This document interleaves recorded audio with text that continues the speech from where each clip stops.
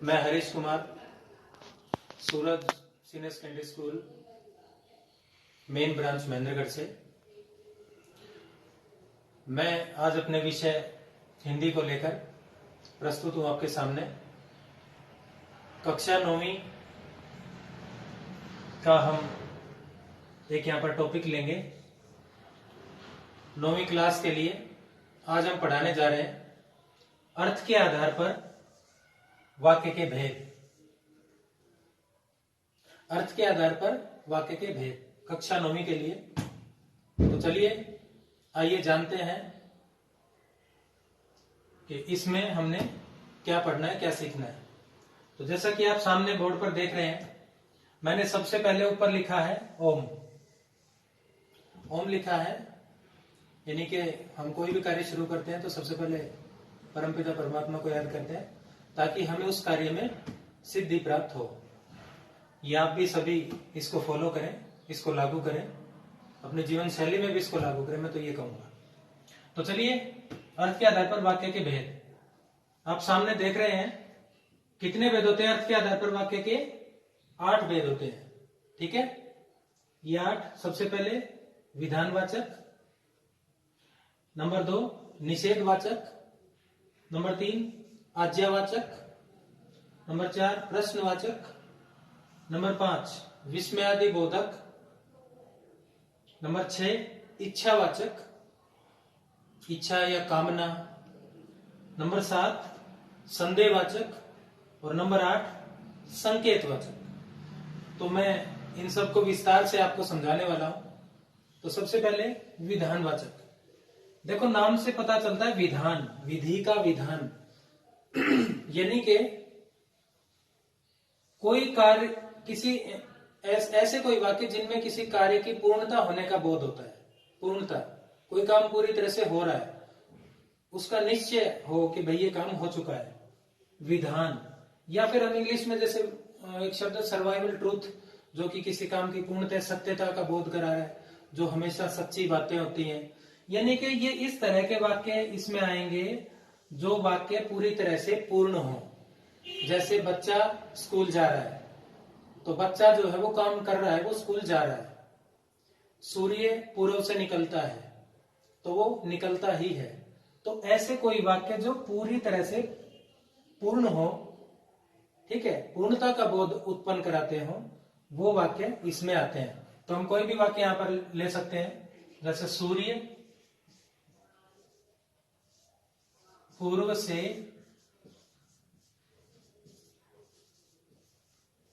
निकलता है। तो मैंने जैसे कि बताया आपको, किसी भी काम के पूर्णता का, पूर्ण होने का इसमें बोध हो रहा है और सत्यता का बोध हो रहा है, जो भी कोई काम पूरी तरह से कंप्लीट हो चुका है। तो सूर्य पूर्व से निकलता है, सबको पता है। बच्चा स्कूल जा रहा है, मोहन पुस्तक पढ़ता है। तो ये सब जो वाक्य हैं, ऐसे वाक्य ये किसी काम की पूर्णता का बोध हमें करा रहे हैं। तो समझ में आ गया होगा ये आपको। निषेध वाक्य अगला हमारा है, निषेध वाक्य। अब निषेध देखो, नाम से ही पता चलता है। मैं आपको सबसे पहले एक चीज बताना चाहूंगा कि आप कोई भी जब कंसेप्ट क्लियर करते हैं, पढ़ते हैं, कोई भी विषय का ज्ञान लेते हैं, तो उसका जितना हो सके उसका नाम समझे सबसे पहले। ठीक है, जैसे मेरा इस चीज पे ज्यादा ध्यान रहता है कि मैं बच्चों को सबसे पहले वो चीजें बताऊं जो बच्चा कभी जिंदगी भर उस चीज को ना भूले। जैसे मैंने बताया विधान वाचक। वाचक होता है बेटा बोल करके बोध कराने वाला। वाचक वाणी से बना है, बोलना। ठीक है, विधान जो विधि का विधान है, जो भगवान ने बनाया है, जो पूर्ण सत्यता होती है। तो आप नाम को जब समझ जाएंगे तो जिंदगी भर कभी भी किसी भी विषय को नहीं भूलेंगे। तो इसी प्रकार देखो, निषेध आपने कई जगह पर देखा होगा, नो एंट्री के बोर्ड लगे रहते हैं। निषेध, प्रवेश निषेध आपने देखा होगा, प्रवेश निषेध, इस तरह का आपने नो एंट्री का बोर्ड देखा होगा, कहीं पे लिखा हुआ। तो प्रवेश निषेध यानी कि यहां पर जाना मना है। तो किसी कार्य को करने की जब मनाही हो, ना करने का ऐसा उसमें भाव उत्पन्न हो रहा हो, जैसे तुम ये नहीं कर सकते, तुम वहां नहीं जा सकते, इस तरह के वाक्य इसमें आते हैं। ठीक है बेटा, तो और कैसे हम बनाएंगे निषेधवाचक में, आप कैसे समझेंगे? निषेधवाचक को जब आप वाक्य देखोगे, उसको पढ़ोगे, उसकी जब सेंस ऐसी निकल के आ रही है, उसका जब ऐसा भाव निकल रहा है कि इसमें हमें मनाही का आदेश मिला है, ना करने की सलाह दी है, तो वो निषेध। जैसे तुम यहां नहीं जा सकते, कोई भी वाक्य आप ले सकते हो। तुम यहां नहीं जा सकते हो, जाने की मनाही है, तो ऐसे वाक्य बेटा किसमें आएंगे? निषेधवाचक में। समझ में आया? अगला हम करेंगे प्रश्न आज्ञावाचक। आज्ञा, आज्ञा नहीं होता, ये आज्ञा होता है, आज्ञावाचक। जैसे विज्ञान, ना कि विज्ञान। तो आज्ञा, आज्ञावाचक में नाम से ही पता चलता है, किसी को आदेश देना, किसी को इंग्लिश में कहते हैं ऑर्डर देना, तो आज्ञा देना। जैसे तुम वहां बैठ जाओ, ये मेरा आदेश है, ये मेरी आज्ञा है कि तुम वहां पर बैठ जाओ। ठीक है, मैं सामने कह रहा हूं। इस तरह के वाक्य आदेशात्मक शैली का प्रयोग होता है इसमें। मेरे लिए पानी लाओ, कुछ ऐसे वाक्य। ठीक है बेटा, समझ में आया होगा। आगे हम बढ़ते हैं। प्रश्नवाचक, ये देखो, निषेधवाचक में था मना, मना करना किसी काम को, और प्रश्नवाचक में होता है सवाल पूछना, प्रश्न पूछना। ठीक है बेटा, इसमें हम 6 ककारों का प्रयोग करते हैं। 6 हमारे ककार का प्रयोग करते हैं। क्या, कौन, कब, कहां, कैसे। क्या, कौन, कब, कहां, कैसे, किसने, ये हमारे 6 ककार। तो चलिए हम प्रश्न बनाएंगे। कोई भी आप वाक्य बना दो। सोहन कल कहां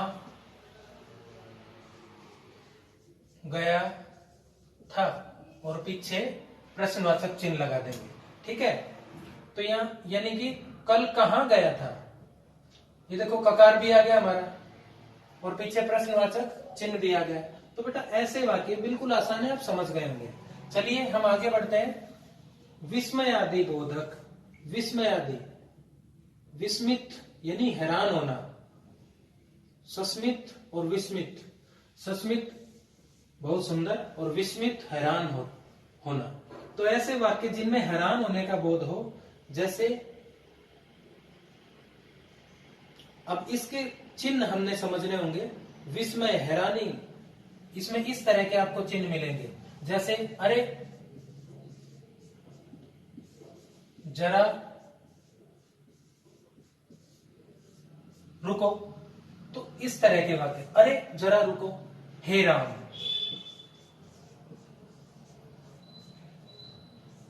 इस तरह के हे राम, जैसे कि सामने वाले को सुनकर के ऐसा लगे कि ये कुछ हैरानी में है, परेशान है। विस्मय, ठीक है, विस्मय यानी हैरान होना, परेशान होना।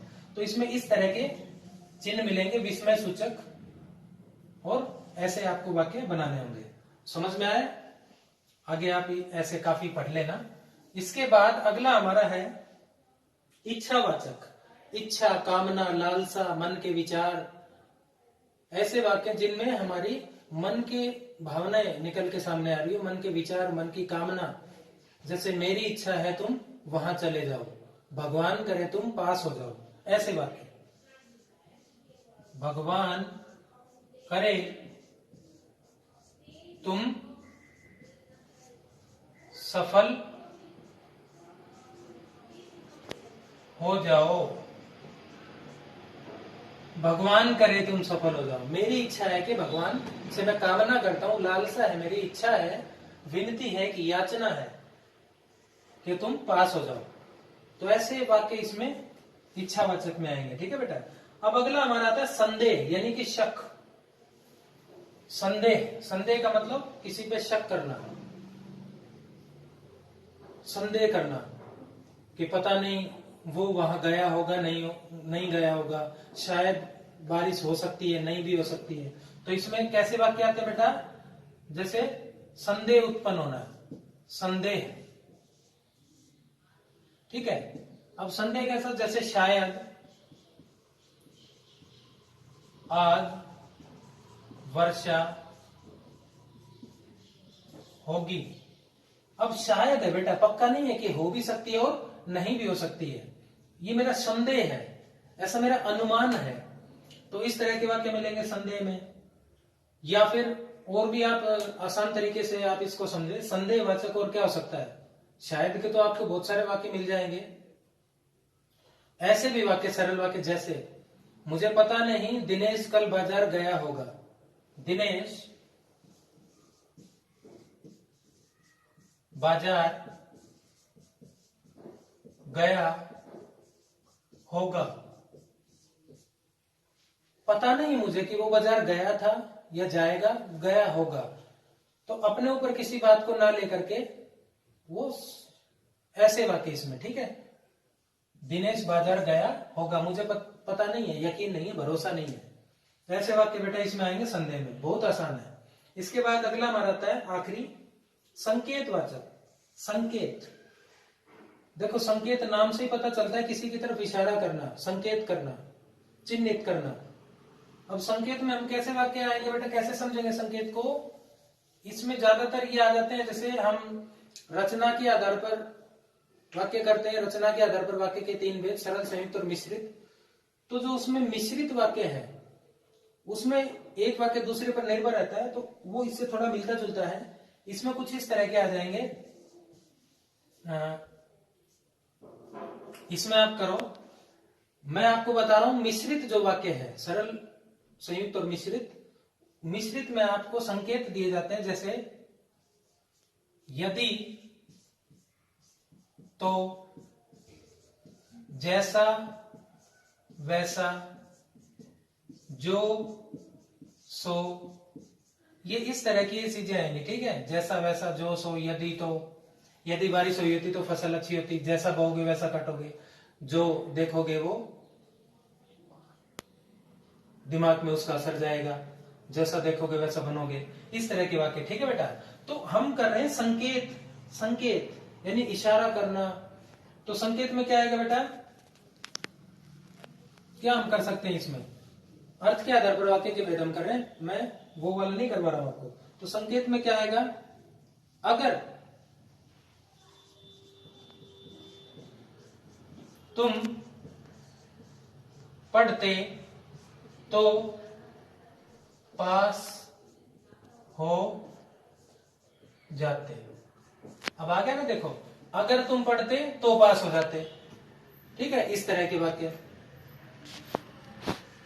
बिल्कुल आसान है। इसमें संकेत आपको दिया जाएगा, कोई चिन्ह दिया जाएगा, तो बहुत आसान है ये समझने, ठीक है। तो उम्मीद करता हूं कि आपके समझ में आया होगा। आप घर पर इनका प्रयास करें, कोशिश करें, प्रैक्टिस करें, अभ्यास करें नियमित, और उम्मीद करूंगा आपको सबको समझ में आया होगा। अगर फिर भी किसी को कोई परेशानी है, कुछ समझ में नहीं आया है, तो वो मुझसे संपर्क कर सकता है, हम फिर से उसको अच्छे से बताएंगे। तो आज के लिए इतना ही। आप सभी का अनेक अनेक धन्यवाद। घर पे रहिए, स्वस्थ रहिए, खुश रहिए। धन्यवाद।